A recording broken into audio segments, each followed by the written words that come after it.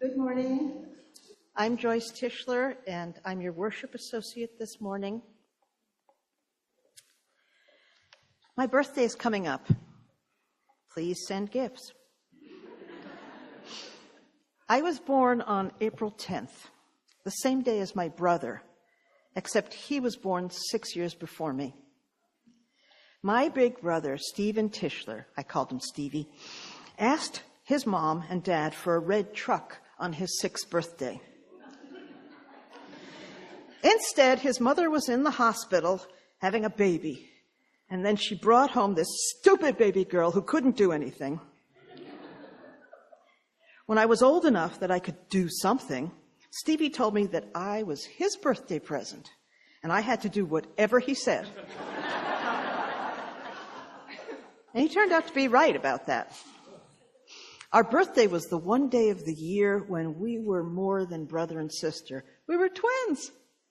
We always celebrated together, and I was proud to be his birthday present. It felt extra special to have somebody to share my birthday with. When I was around 6 or 7, or thereabouts, Stevie and I had a Saturday night ritual that we would do. My parents would go out for dinner. My sister Barbara always had a date, so Stevie was left at home to babysit me.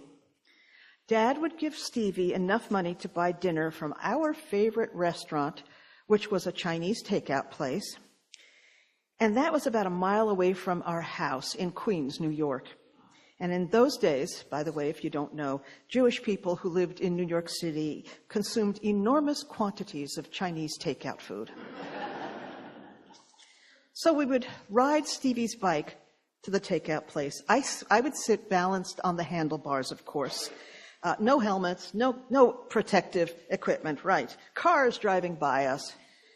We would get to the Chinese takeout place, and in all likelihood, we would order chow mein, fried rice, egg rolls, and maybe if the gods were smiling, my favorite, spare ribs. And if you know me now, you know what a great joke that is, because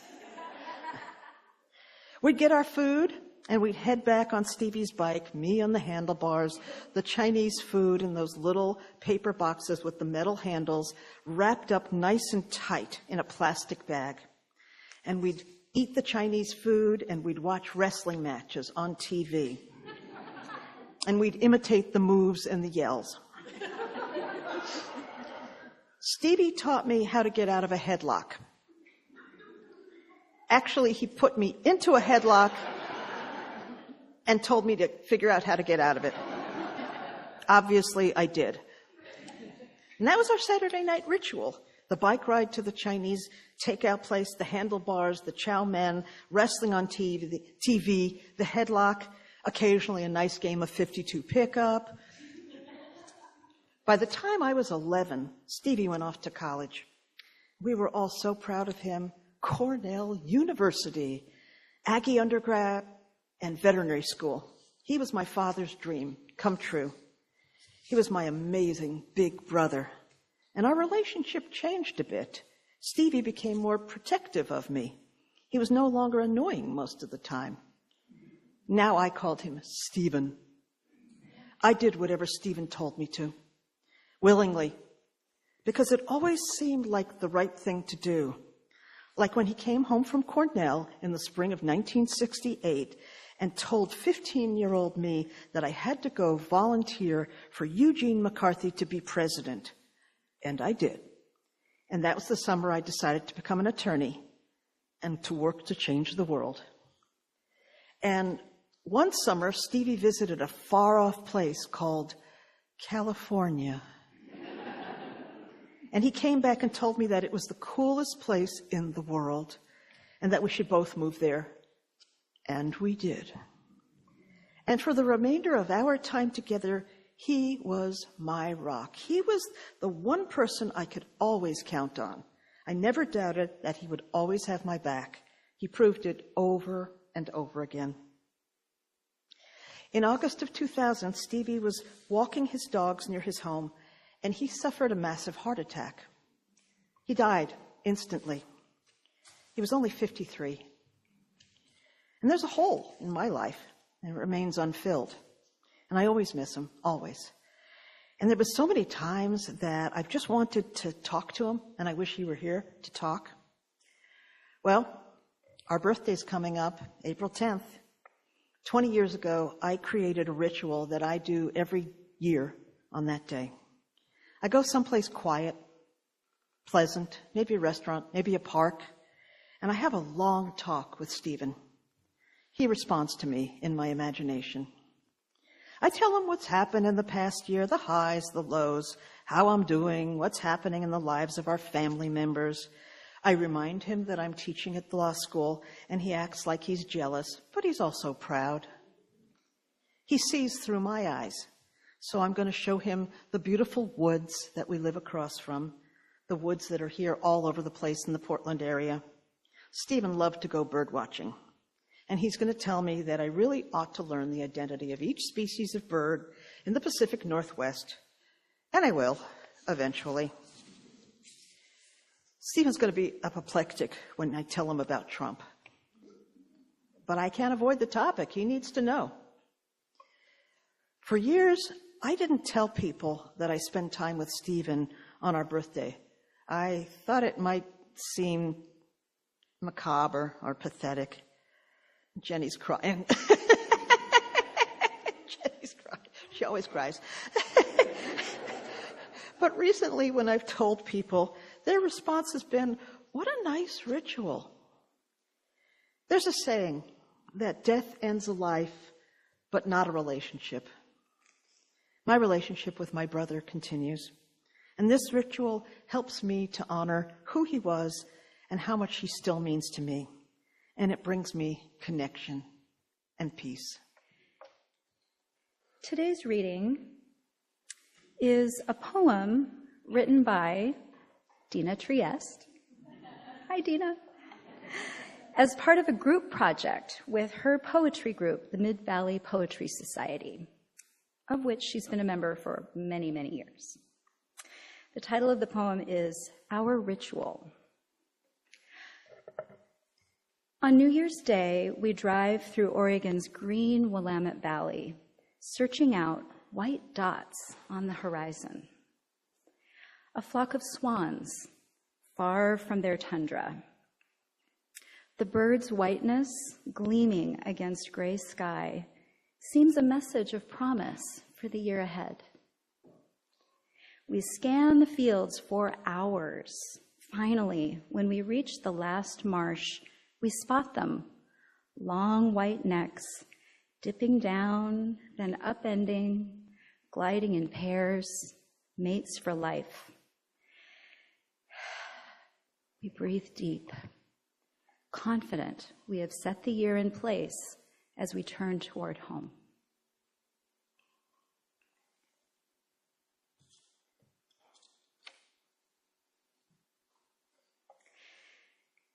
These last several months since the election have been really hard.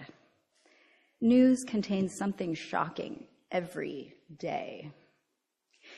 It's become so common over the last 2.5 months that it's possible to become numb to the extraordinary reports day after day.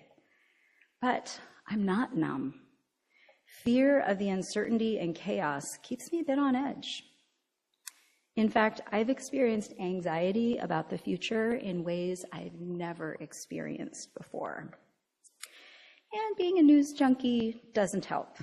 So I've reduced my consumption of political content and have traded some of that time for listening to music, especially music that's uplifting, like New Orleans jazz, or soothing, like classical piano and guitar.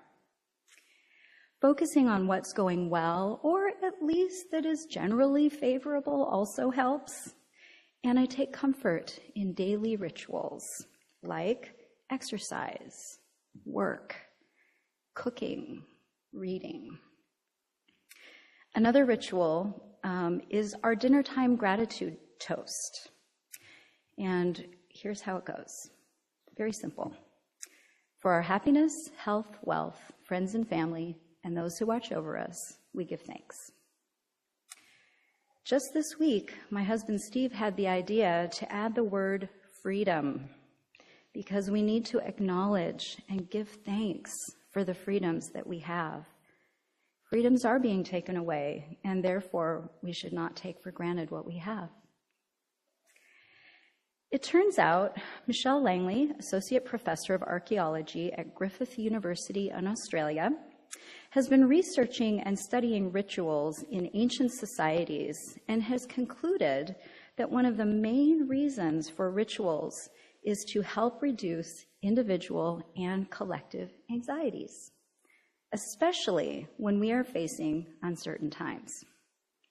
Like Dina's ritual of finding the swans on New Year's Day to start the year off right. She and her husband started that practice many, many years ago. And since his passing in 2014, I think she finds comfort in continuing the ritual each New Year's Day to find the swans. She's often had at least one of her grandkids at her side to start the new year with a sense of promise. Other research shows that praying or singing together helps groups and communities feel connected and supported. Further, rituals give us a sense of control over our surroundings, which also helps to ease anxiety. For children, rituals help to create a bond and sense of security within their families and within school and communities. The rituals of bedtime and mealtime routines, chores, prayers, school, and for our youth, gathering here in Old Pink on Sunday mornings can make children feel connected, supported, and hopefully a bit less anxious. I think we can all agree that the adults here get that same benefit. I do. Celebrations are a type of ritual that also helps child development in the areas of social and emotional progress, cognitive and academic growth, and by promoting positive behaviors and values. Think of the winter holidays, solstice, Christmas, Hanukkah, Kwanzaa, and the traditions families have created over generations. Children build bonds with the people with whom they have a shared experience. Often they hear stories from elders and learn about family histories. When people gather in groups, large and small, children learn how to behave in a group setting. The rituals of holiday celebrations often include specific foods that are prepared year after year, generation after generation. Holiday gifts may be exchanged or money given to the children, and typically music is played or performed to set the mood. When I was a kid, our whole extended family would gather at my aunt's house for Thanksgiving, and then a month later, they would come to our house for Christmas Eve.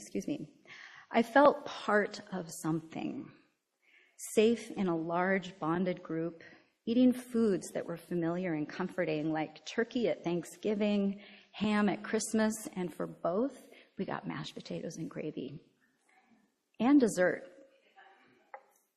My uncle, a tall, slender, athletic man, always asked for a thin slice of every flavor of pie. I was perfectly happy to have pumpkin pie with as much whipped cream as my mom would allow. And there was always holiday music, making the whole place that much more joyous. My husband's family had a Christmas celebration for St. Nicholas Day. Anybody familiar with St. Nicholas Day? Yeah, a few of you.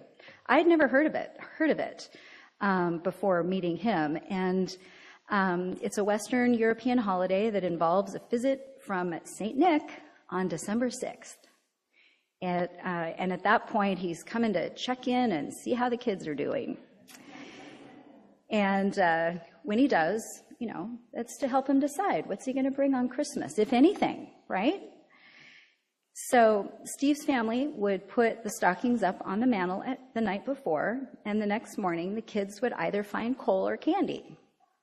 If you got coal, that was a sign, a warning that you better get your attitude changed around before Christmas, right?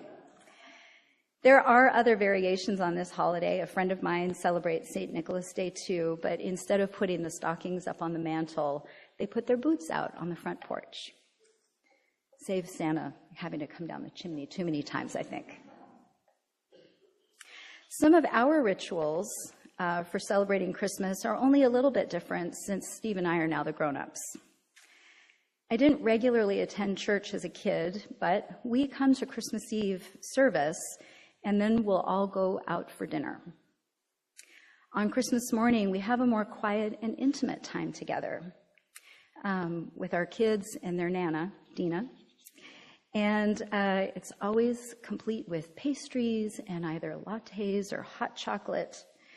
And while gifts are obviously part of the tradition, I think, or maybe I hope, that everyone appreciates that time that we're spending together as much as the presents. Of course, as we talk about celebrations, we can't forget about birthdays. Like Joyce, happy early birthday. Does anyone here love their birthday? I love my birthday. Yeah. And for those who do, I would guess it's because over time, you've been celebrated. You were singled out as the most important person of the day. At least that's how I felt. Or like Joyce, maybe you share your birthday with someone special. One of my fondest memories of birthday celebrations is how my grandmother celebrated her birthday. I've mentioned her before. She was a little firecracker of a woman who was not quite 5 feet tall and fiercely independent. We all adored her.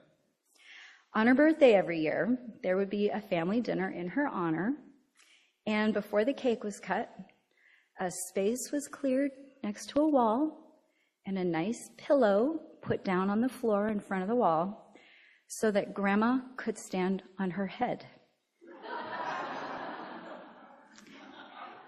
No lie. I think it was one of those things that made her feel youthful. It made her feel like she was capable. And would you believe she stood on her head for her 90th birthday party? It was really awesome. Yeah. I may be able to attribute my love of birthdays in part to my grandmother, and it was important to carry that forward to my children. Steve shared that value, so he and I tend to make a pretty big deal of birthdays in our family. When our kids, Eli and Zachary, were school age, they would get a friend party, and then they would also get a separate family dinner of their choosing within reason that typically included grandparents and maybe some extended family. Some of those friend parties were as much fun for Steve and me as they were for the kids. We'd have around 5 to 8 of the birthday kids' friends over to our house, usually, for a themed activity, kid-friendly food, pizza, often, and the birthday kids' favorite cake. We wanted them to feel like the most special person of the day. Sometimes Steve and I would plan the activities, like the year when we rented a costume for one of our neighbors who showed up as Darth Vader for Zachary's Star Wars party. I think it was like maybe 7 or 8. And all the boys had plastic lightsabers, and they got to duel with the man in black. It was so fun seeing them play, playing out their dreams, and the boys were developing a stronger bond. It was just so great to see. And then, of course, it was really cool to see that Zachary felt special. For some of the parties, our kids would help plan, as in the year that Eli had an idea for a craft party. Eli decided on the crafts and picked out all the necessary supplies. When the friends arrived, it was Eli who directed the party. Steve and I were merely assistants and food servers. Our kids have each told us in their later years, they're now in their 20s, how much they appreciated those parties and the great memories that they created. There are other celebrations that may be more somber, like a celebration of life. They're a crucial part of the mourning process, often an outlet for grief in a safe space to acknowledge the pain of loss. A celebratory the celebratory aspect allows us to remember the departed, to acknowledge their contributions, and for us to be able to express our feelings toward them. It can also be a time for humor, reflecting on silly, embarrassing, or inappropriate experiences we might have had with the person. My dad comes to mind for that one. It almost feels like we're keeping them alive, even if it's just for that moment. Holidays, birthdays, and celebrations of life are familiar, but what about non-traditional celebrations? For her book, The Book of New Family Traditions, Meg Cox interviewed hundreds of people all over the country to find out what they celebrate. Of the non-traditional variety, she wrote about made-up holidays that often help turn around a bad day. On Crazy Food Day, for example, one family will turn a snow day or a vacation day into a day of mixed-up meals, enjoying breakfast for dinner or maybe lunch for breakfast. She also tells about how on the first really cold day, one family celebrates with Overcoat Day. On this day, they gather neighborhood friends, and everyone congregates on their deck in overcoats, hats, and mittens, and they'll have hot beverages and read wintry-themed books together. One of my favorite stories is the family that declares a spontaneous family happiness party. Wish I'd thought of that. When everyone seems a little bit down in the dumps, they declare it's family happiness party, and so they celebrate by making make your own ice cream sundaes. So I think it would be fun to also add a dance party to that. Steve's family has a non-traditional celebration that involves magic and candy. It started when his grandfather, Dina's dad, would announce at family gatherings sometime around the new year that it's almost time for the candy in the ceiling to be ripe. He would hype up the idea that candy grows above the ceiling where it can't be seen until it's ripe enough to coax it down. He made this announcement with his overcoat on and an instrument to tap the ceiling like an umbrella or a cane. This was the children's cue that it was indeed time to check to see if the candy was ripe. Why the overcoat? Well, he had to have somewhere to hide the mysterious candy that we all know doesn't really come out of the ceiling, right? And like the myth of Santa, I was a little uncomfortable the first time my husband did it for our kids, but it was magical. And they loved seeing him tap the ceiling and watch the candy. You know, of course they didn't see the candy, but they'd hear it go tap, whoa, tap, tap, tap on the floor. And next thing they knew, there was this wonderful wrapped candy on the floor. It was awesome. As with most older children in this ritual, when Eli realized what was really going on, they continued to play along and encourage their younger brother, Zachary, to watch the ceiling for the candy. It was a zany ritual and a celebration of youthful magic. So I ask, what can you celebrate in this time of chaos and uncertainty? Maybe it's an appreciation for the tulips opening up, the beat of a favorite song. Maybe your favorite sports team won. Or maybe it's a memory of a loved one, past or present. I challenge us all to go into the world this week and look for something to celebrate.